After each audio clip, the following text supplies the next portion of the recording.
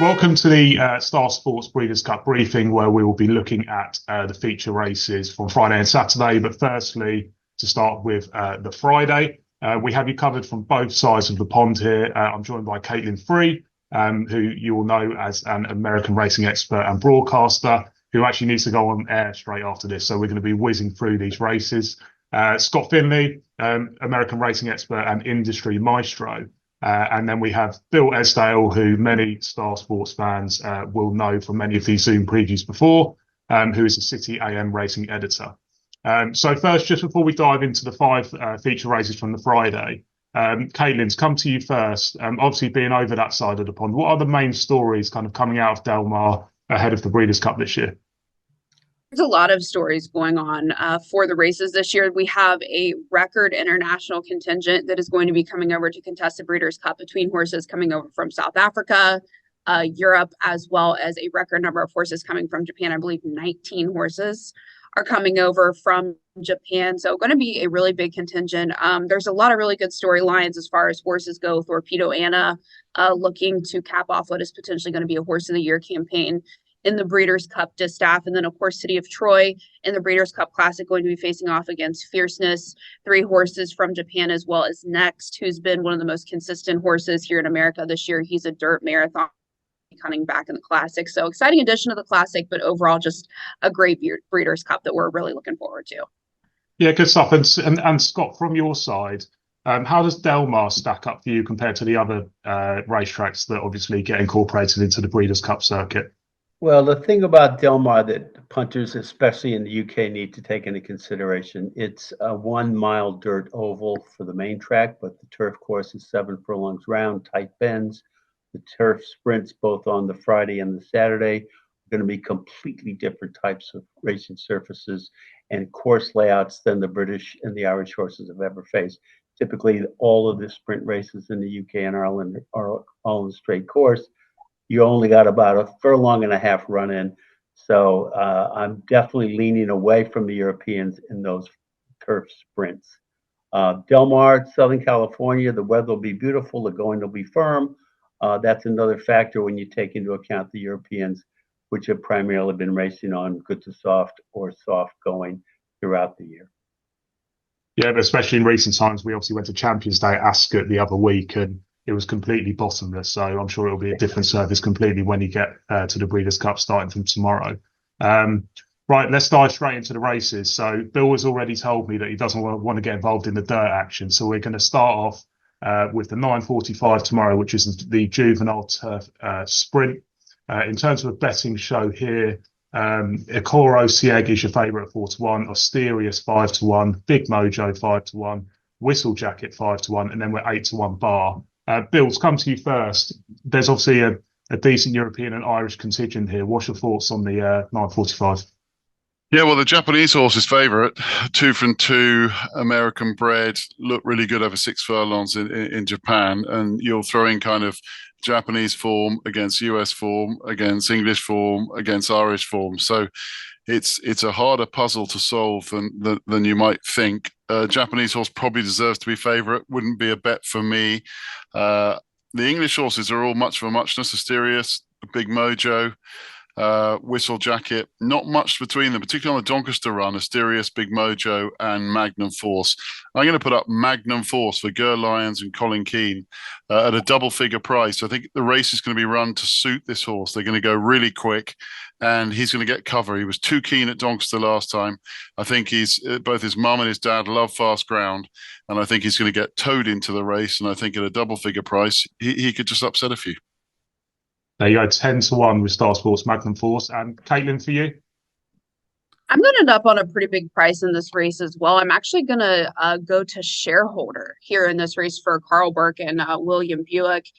William Buick going to be on board this one. He's had a little bit of time off. He ran in the Prix Morny last time out where he was beaten by Whistle Jacket. And I think the thing with this horse is he just really didn't like the soft ground. I think he's a little bit better around the 5 furlong marks, and I think he's a little bit better on firm ground. I think you're going to get significant value on him in this race. He's 12-1 over here at the moment. So I'm going to look for him to turn the tables on some of the other Euros, particularly on Whistle Jacket, who's also in here. And I mean, there's some good turf sprinters here for America, but none that I'm really particularly interested in here in this race. And Ecoro Siege, of course, is a really talented horse, but he was kind of loose and running off in his couple of races. So I think he's going to get significant pressure here in this race, pressure that he hasn't faced over in Japan. So I'm going to go with Shareholder. Shareholder 10-1 with us, and not a lot of love for the front of the market here already. I'm liking the sound of this as we get going. Scott, for you? Well, an overall comment, particularly starting with this race, I think the Japanese are going to do extremely well this weekend, probably better on Saturday. I cannot see why the 8-horse Ecoro Siege is made favorite on the Del Mar morning line. 2 starts in Japan. I don't know anything about Japanese form. His times aren't particularly good. I've gone for number 2, Asterius, and also number 3, Big Mojo, 2 British trained runners. They seem to have the right running style. The draw is very important again over the 5 furlong distance at Del Mar. If you're not drawn inside and you don't have a little bit of speed to get some position, it's going to be extremely hard and difficult to come running on from far back. And probably the horses coming from behind will be wide on the bend, which is also a negative. So I've gone for Asterius, and I think he's a fair price. He's 9-2 on the Del Mar morning line. I'm not sure what you guys have him, but he's a tremendous each-way bet, regardless of his price. There we go. And just touching on the each-way side of things, we are 4 places of 5th in this race. There's a little bit of value there. So just to recap, we've got Magnum Force for Bill at 10, Shareholder at 10s for Kaitlin, and then Big Mojo and Asterius both 5-1 with us for the opening Breeders' Cup race. Moving on to the 10.25, which is the Breeders' Cup Juvenile Fillies. Which is obviously on the Dirt. In terms of prices, Immersive heads to market here at 5-2, joint favourite with Scottish Lassie. American Bikini is 4-1, La Cara 10-1, and then your 11-1 bar. Scott, let's come to you first here. So, race on the Dirt, the 10.25, who are we going for? Yeah, I really like Immersive. Brad Cox has got a lot of the Godolphin string in the U.S. This horse is undefeated. It's proven over a 2-turn distance of ground at the same distance as today's race. It has a bit of pedigree that says the trip is not going to be a problem whatsoever. It doesn't have to be on the lead. It can sit just off the pace. I really like Immersive. In fact, I would make this one my best bet on the Friday. Number 3, Immersive in the Juvenile Fillies. There you go. We're into nap territory already. What about you in this one, Kaitlin? I'm going to end up on the Japanese here in this race. I prefer them in this race instead of the turf sprint. I'm going to go with American Bikini in this race. The Ryan Moore riding assignment is a little interesting to me. I will say that I don't particularly like his riding record on the dirt, but I think this filly is going to continue to stretch out. She's ran 3 times. She was second on debut to Happy Man, but her last couple of races, she's won very, very impressively, and I think she's going to continue to stretch out well. She's beaten the in her last couple of races. The filly she finished ahead of in her maiden breaker, that was Adamina Sacho. She's also in this race, so means she's faced some pretty tough form. She won nicely last time out, and Ecoro Esdaile that she ended up beating in the last out race, which is kind of like an allowance or a handicap type of a level over in Japan. That horse comes back in the Breeders' Cup Juvenile and ran nicely following that. So American Bikini for me, with that record that she's faced off against Colts, I like her back in here against the Fillies. There we go. So American Bikini with Ryan Moore on top at 4-1, and Immersive for Scott was at 5-2. Just to note that we are running some offers during the Breeders' Cup here at Star Sports. So we've got the split second offer. This is one of the split second races. So the 9.45, the 10.25, the 11.45, and the 12.25 in the morning on Saturday. 50% back as a free bet if your horse finishes second. So if you're worried about getting pipped to the post, then at least you'll get 50% of your stake back as a free bet with us here at Star. Moving on to the next race, which is the 11.05, which is the Breeders' Cup Juvenile Fillies Turf. Lake Victoria has the market here from what seems to be a pretty difficult draw in stall 1, but we'll get onto that in a minute. That is the 11-10 favourite. Then you've got Thought Process at 5-1, Heaven's Gate, another Aidan O'Brien horse at 15-2, and then your 12-1 bar. Bill, let's come to you here first because the Irish have obviously got Lake Victoria and Heaven's Gate. What's your thoughts on the short one here? Yeah, well, she'd be as good a juvenile as I think we've English or Irish have ever sent to the Breeders' Cup. I mean, she's a real top notcher. She's 4 from 4, done everything right on all trips, all ground. She's won on soft, she's won on fast. She's immaculately bred. She's by Frankel at a quiet reflection. She's just really good, and it's very hard to see her getting beaten. Problem is the price. You know, she's a really warm favourite. She's drawn in trap one. I don't see that as too much of an inconvenience. Just she should be able to get out and hold a position and not get shuffled too far back. I think her class will get her through. Not the easiest of rides, but the best man on board to negotiate the problem. The other Raiders, Heaven's Gate, Fiery Lucy, they don't tend to look as good as they could be to ruffle up Late Victoria. I thought the bet, if you had to have a bet in the race, might be Thought Process for the home team. Got a couple of course and distant wins under her belt. She looks good, and she's gonna expose any flaws in Lake Victoria. I'd imagine they'll finish 1-2, but Lake Victoria the vote, but the bet would probably be Thought Process each way. I would imagine from a bookmaking sense that we'll be wanting Thought Process to outdo Lake Victoria here, so we'll be cheering that one on as well at 5-1. Kaitlin, do you think that the Irish will get it done here, or do you think that the American contingent will get involved? No, I think the Irish will get it done with Lake Victoria, Aidan and Brian. I don't really have much more to add on Lake Victoria. I'm completely in agreement with what's already been said. I don't mind the rail draw for her. I think it kind of gives her a little bit of an opportunity to get out there and get a little bit of coverage, and then come from a little bit off the pace and maybe get a little bit of a pocket type of trip with some of those types of tighter turns. The one that I think would be an each way bet for me at a really big price would be the 6 Virgin Colada for Chad Brown and Flavian Pratt. Really no hotter combination going than Flavian and Chad Brown at the moment. And Chad has a fantastic record in this race. He's won 6 of the 16 runnings. He won it with a little bit of a price last year and hard to justify. This horse does have to improve. She's got 2 seconds, and she did end up winning on debut. I think she's going to appreciate the added extra ground. So I think she can definitely kind of factor into those placings at a pretty big price. Yeah, 18-1 here with us. So you can either go with Bill for the short price, or we can extend it out to Kaitlin's selection at 18-1 for the each way plays. Scott, for you? Yeah, I'm in the Lake Victoria camp. I mean, this filly, look, she's done it all, undefeated. She's won on all sorts of ground. Perhaps the only concern is that she's only run on a straight course. She's going to go around 2 bends this time. However, the number 1 draw will suit her well. Her running style is sitting close to the early pace. I think she's going to get a perfect trip and should dominate in the straight. I like O'Brien's other horse to hit the frame as well. That's number 8. Heaven's Gate.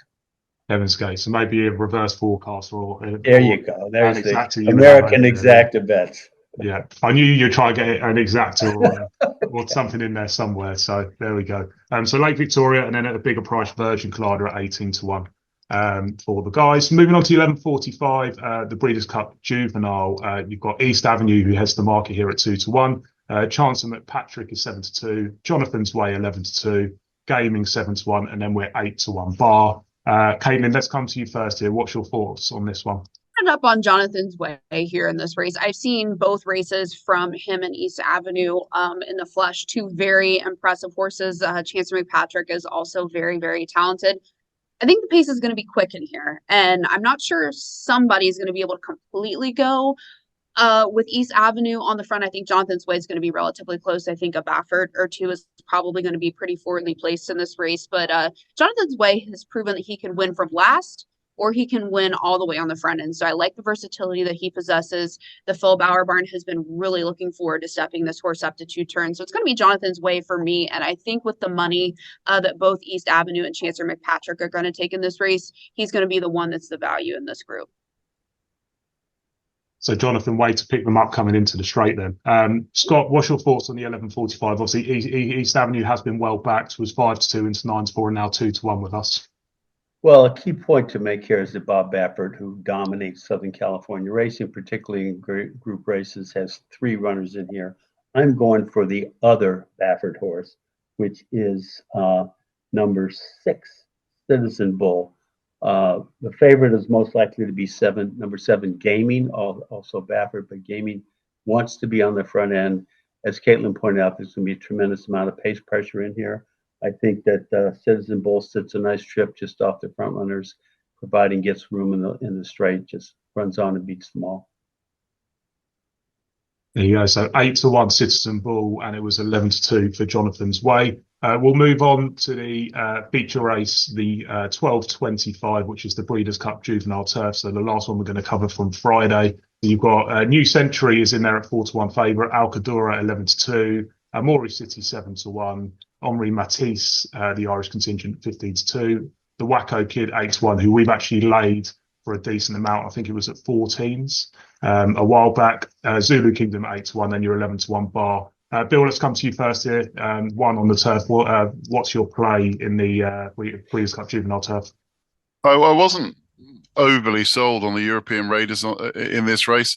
New Century and kind of Al Quadra got in each other's way a bit at Woodbine last time, and they're okay 2-year-olds. They're not top notchers from over here. I don't feel.